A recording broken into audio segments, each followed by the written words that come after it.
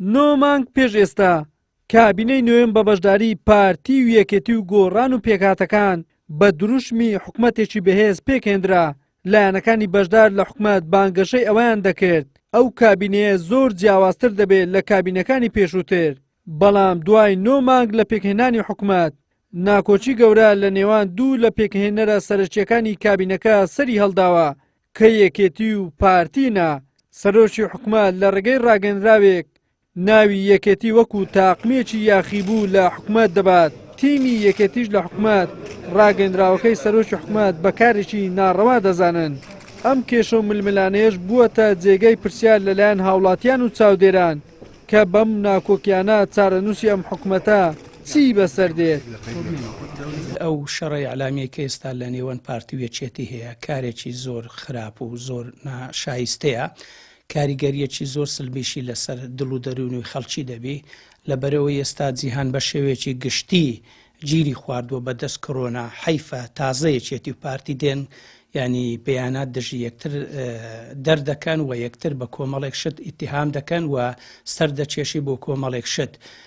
ئەوە لە ڕاستیدا ینی پەیامێکە پیشانی خەڵکی دەدەن کە هێشتا دوو دەسەڵاتیە و دوو ئیدارەیە و نیەتی شەڕیان هەیە.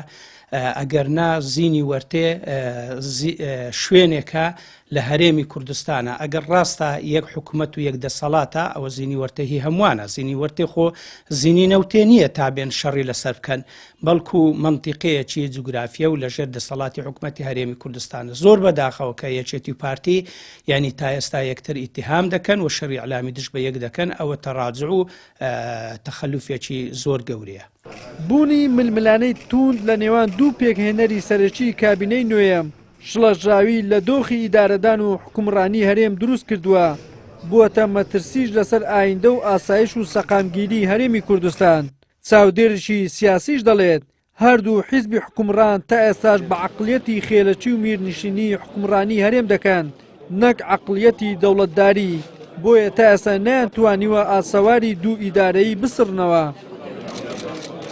تا ئێستا ئەوان بە عەقڵیەتی دەوڵەتداری حکومڕانیان نەکردووە لەم هەرێمی کوردستانە، بە عەقڵیەتی حیزبایەتی، بە عەقڵیەتی خێڵایەتی، بە عەقڵیەتی میرنشینایەتی سەردەمی ڕابردوو بیر ئەکەنەوە و تەنانەت هەندێک جار بە عەقڵیەتی شاخ بیرەکەنەوە. تا ئێستا وا نازانن کە ئەوان لە شارن و ئەوان لە بارودۆخێکی گۆڕاوی نێودەوڵەتی و هەرێمی و ناوچەییدان کە پێویستە خۆی بۆ ئامادە بکەن و بە تایبەتیش لەگەڵ هاتنە پێشی ئەم گۆڕانکانیانەی کە ئێستا لەگەڵ بڵاوبوونەوەی ڤایرۆسی و کۆڕۆنایە هاتوونەتە پێشەوە. ئەم گۆڕانکاریە پێویستە کورد خۆی بۆ ئامادە بکە لەبری ئەوەی کە ئێستا کورد خۆی ئامادە بکە بۆ ئەو گۆڕانکاریانە لە ململانێدا لە شەڕی ڕاگەیاندندا لە شەڕی بەیاننامە و ڕوونکردنەوەی ئەم لاو ئەولادایە بە تایبەتی یەکێتی و پارتی. لە ماوەی 29 ساڵی ڕابردوودا پارتی و یەکێتی هێندە کاریان بۆ بەرژەوەندەکانیان کردووە. نیو هێندە کاریان بۆ دامەزراندنی بناغەی حکومڕانیەکی دامەزراو نەکردووە.